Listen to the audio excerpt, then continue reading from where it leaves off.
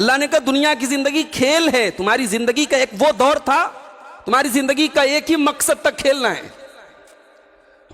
बच्चों को सुबह से लेकर शाम तक अगर कोई काम ना दिया जाए, खेल दिया जाए, तो वो खेलते खेलते नहीं थकेंगे। उस वक्त उनकी जिंदगी का टारगेट खेल है। फिर बच्चा थोड़ा बड़ा हुआ, 12 साल का हो गया, 14 साल का हो गया, अब उसकी दिलचस्पियां थोड़ी बदलने लगी। अब खेल से आगे का मरहला आ गया।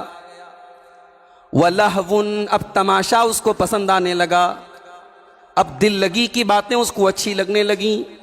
अब वो खेल से एक स्टेप आगे बढ़ गया। फिर और आगे बढ़ा, 18 साल का हो गया, 20 साल का जवान राना हो गया। अब अपने हेयर स्टाइल के ऊपर भी तवज्जो देने लगा। अब दर्जी के अपने कपड़ों पर ध्यान देने लगा। अब अपने लाइफ स्टाइल और अपने कपड़ों के स्टाइल पर वो गौर करने लगा। वज़ीनतुन, अब उसकी जिंदगी में जीनत का दौर शुरू हुआ। अच्छा दिखना है, बनना है, संवरना है, लिबास पर तवज्जो देनी है, अपनी हैयत पर तवज्जो देनी है, अपनी शक्ल पर तवज्जो देनी है। आईने के सामने बड़ी देर तक अपने आप को देर तक देखता रहता है। वज़ीनतुन, एक दौर वो है तुम्हारी जिंदगी का जब तुम्हारी जिंदगी का मकसद है जीनत। फिर और आगे बढ़ा, शादी हो गई, कारोबार की दुनिया में आ गया, बिजनेस की जिंदगी, बिजनेस की दुनिया में आ गया।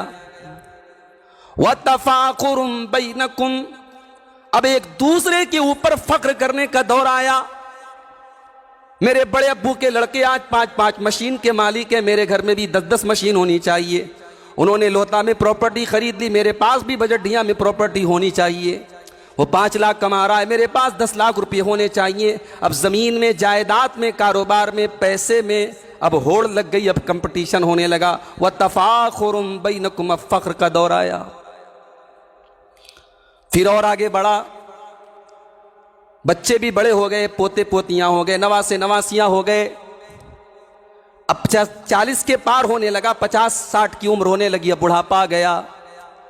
अब तो बच्चे कमा रहे हैं, अब तो लाइफ सेटल है, अब तो बस एक ही धुन है, वह तकासुरुन फिल अमवाली वल औलाद। अब माल ज्यादा से ज्यादा कैसे आए, अब मेरी आलो औलाद कैसे बढ़ जाए, मैं ज्यादा बच्चों का, ज्यादा आलू औलाद वाला कैसे बन जाऊं और ज्यादा माल वाला कैसे बन जाऊं। यह है इंसान की जिंदगी के मुख्तलिफ दौर की तवज्जो, दिलचस्पी। और हर दौर के बाद के दौर में जब इंसान पहुंचता है, जवान होता है तो सोचता है यार बचपन में मैं खाली खेलता था, जिंदगी का कोई मकसद नहीं था, सिर्फ खेलता था। हंसी आती है अपने ऊपर, इंसान सोचता है कि क्या वो दौर था, हम सिर्फ खेलते रहते थे। फिर जवानी जब खत्म होती है, अधेड़ होता है, तो सोचता है कि वो दौर भी था कि हमें सिर्फ पैसा कमाने की धुन थी, सिर्फ एक दूसरे से कंपटीशन करते थे।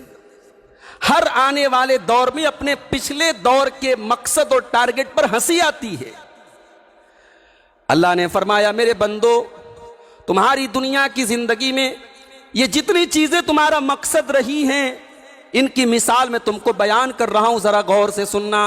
कमसली गईथिन, जैसे आसमान से बारिश होती है, आजबल कुफ्फार नबातुहु, जब उस बारिश के जरिए जमीन में खेती पैदा होती है, हरे भरे बागात जब उससे उगने लगते हैं तो वो देख करके बड़े अच्छे लगते हैं। वो हरे भरे, हरी भरी खेतियाँ, वो हरे हरे बागात बड़े अच्छे लगते हैं। सुम्मा यहीजु, फिर एक दिन ऐसा आता है वो खेतियाँ पीली होने लगती हैं, वो पकने लगती हैं। सुम्मा यहीजु फतराहु मुस्फर्रा, वो हरे हरे बाग एक दिन जर्द लगने लगते हैं। हर हरी भरी चीज को एक दिन जर्द होना है। हर जवानी के बाद बुढ़ापा है। हर ताजी चीज को एक दिन बासी होना है। हर खूबसूरत चेहरे पर एक दिन झुर्रियां आनी है। हर काले बाल को एक दिन सफेद होना है।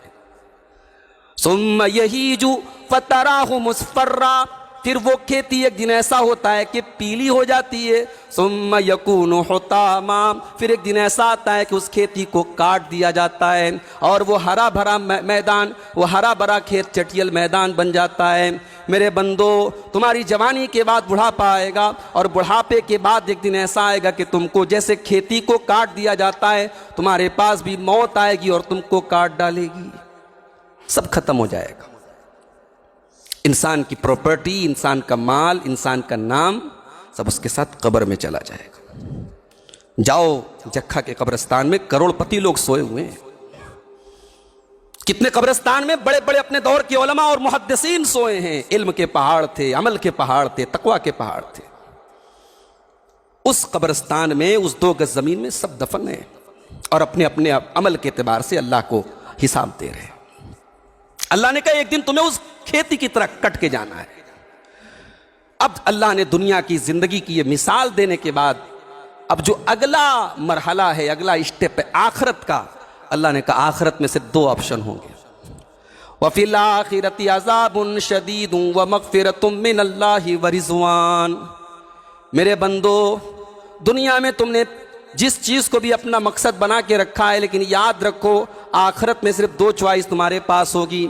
या तो अल्लाह का दर्दनाक अजाब होगा या अल्लाह की मग़फ़िरत और जन्नत तुमको मिलेगी।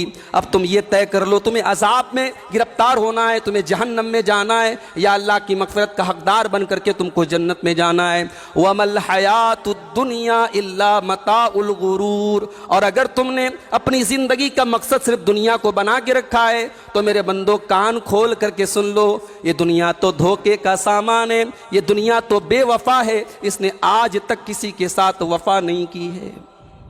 दुनिया ने किसी के साथ वफा नहीं की। हर दौलत कमाने वाले को ऐसा लगा कि उसकी दौलत हमेशा उसके साथ उसके काम आएगी। हर बादशाह को ऐसा लगा कि उसकी बादशाहत हमेशा रहेगी। हर ताकत वाले को लगा उसकी ताकत हमेशा रहेगी। मगर अल्लाह का कानून रहा है, कुल्लु मन अलैहा फान। इस दुनिया में सबको फना होना है। ये दुनिया धोखे का सामान है मेरे